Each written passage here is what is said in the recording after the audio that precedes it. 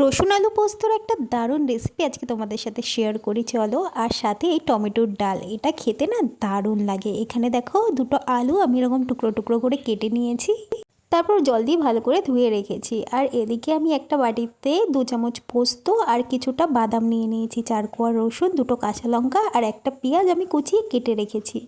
এরপর আমরা একটা মিক্সিং জারে এই পোস্ত বাদামটা দিয়ে দিচ্ছি, এর মধ্যে 4 কোয়া রসুন দিয়ে দেবো আর কাঁচা লঙ্কাটা দিয়ে একটু জল দিয়ে একটা ভালো করে পেস্ট বানিয়ে নেব। আলু পোস্ত তো অনেক খেয়েছো, একবার এইভাবে রসুন আলু পোস্তটা বানিয়ে দেখো, দারুণ লাগবে। এখানে দেখো পেস্টটা আমি করে নিয়েছি, কড়া গরম করে একটু সর্ষের তেল দিয়ে দিয়েছি আর দিচ্ছি একটুখানি কালো জিরে ফোড়ন। তারপর একটা পেঁয়াজ দিয়ে ভালো করে একটু লাল লাল করে ভেজে নেব। পেঁয়াজটাকে একটু লাল লাল করে ভেজে এর মধ্যে আমি কেটে রাখা আলুগুলো দিয়ে দেব। আবারও একটু আলুগুলোকে ভালো করে ভেজে নেব।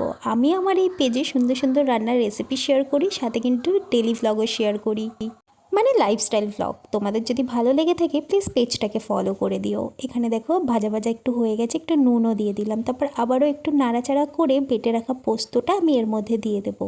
এরপর এই পোস্তটা সমেত আলুটা একটু ভালো করে ভাজা ভাজা করে নেবো, যাতে রসুনের কাঁচা গন্ধটা চলে যায়। এই আলু পোস্তটা আমার বর ফার্স্ট টাইম খেয়েছে, এটা খেয়ে ওর তো ভীষণই ভালো লেগেছে। একঘেয়ে রান্নার স্বাদ বদলাতে মাঝে মাঝে একটু ডিফারেন্ট টাইপের রান্না করতে হয়।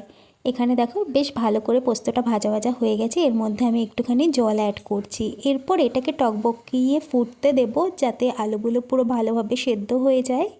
যখন একদম মাখা মাখা হয়ে যাবে এর মধ্যে আমি একটুখানি চিনি দিয়ে দিচ্ছি আর দিয়ে দেবো একটু কাঁচা সর্ষের তেল। তারপর একটু নাড়াচাড়া করে মাখা মাখা হলে আমি এটাকে নামিয়ে নেব।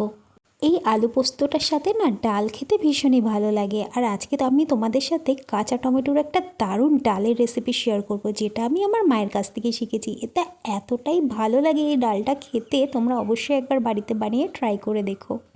এখানে দেখো আমার একদম ইয়াম্মি আলু পোস্ত রেডি। এদিকে ডাল বানানোর জন্য আমি একটুখানি ডাল ভালো করে জল দিয়ে ধুয়ে নিচ্ছি। তারপর একটা বাটির মধ্যে দেখো কাঁচা টমেটো, পাকা টমেটো আর ডাল, একটুখানি পাকা টমেটো আমি এর মধ্যে দিয়েছি, এটা কিন্তু দারুণ লাগবে। তারপর ভালো করে ধুয়ে আবারও জল দিয়ে গ্যাসে বসিয়ে দিয়েছি, একটু নুনও দিয়ে দিয়েছি। তারপর ডালটা যখন সেদ্ধ হয়ে গেছে একটা ডালের কাঁটা দিয়ে আমি এইভাবে ঘটে দিয়েছি। এতে টমেটোগুলোও ভালো করে ভাঙা ভাঙা হয়ে গেছে। এদিকে ডাল সেদ্ধ হয়ে গেছে। বাগার দেওয়ার জন্য আমি সর্ষের তেল গরম করে একটা শুকনো লঙ্কা আর একটুখানি সর্ষে দিয়ে দিয়েছি, একটু লাল লাল করে ভেজে এই ডালের মধ্যে দিয়ে দিচ্ছি। এরপর 2 মিনিটের মতো একটু টকবকিয়ে ফুটতে দেবো। ব্যাস রেডি আমাদের ডাল। লাস্টে একটু ধনেপাতা দিয়ে নামিয়ে নেব। একবার বাড়িতে বানিয়ে খেয়ে দেখো, তারপর আমাকে কমেন্ট করে লিখে জানিও। আমি গ্যারেন্টি দিচ্ছি এই ডালের রেসিপিটা তোমাদের অসাধারণ লাগবে, প্লিজ ট্রাই করো। ভিডিওগুলো ভালো লাগলে please like comment share and please পেজটাকে ফলো করে দিও। তো চলো টাটা, আবার দেখা হচ্ছে নেক্সট ভিডিওর সাথে।